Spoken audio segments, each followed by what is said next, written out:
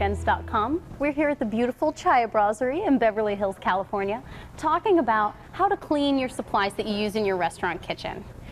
First rule of thumb, you really could never go wrong with going by the manufacturer's specifications.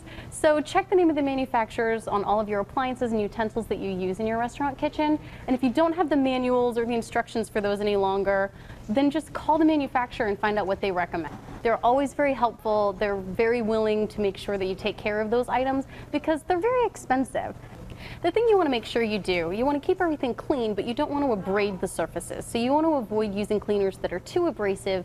You don't want to deteriorate your supplies because they're very expensive. You don't want to have to be constantly replacing your floor mats or replacing some of the linings in your ovens, gaskets in your refrigerators, things like that, because you use too harsh of a cleaner. You want to make sure you're cleaning everything in your restaurant kitchen at least once a day or anytime it's used. Blenders, things like that should all be cleaned as they're used. Utensils should all be cleaned as they're used. Floors, floor mats, refrigerators, ovens, those can usually be cleaned once a day.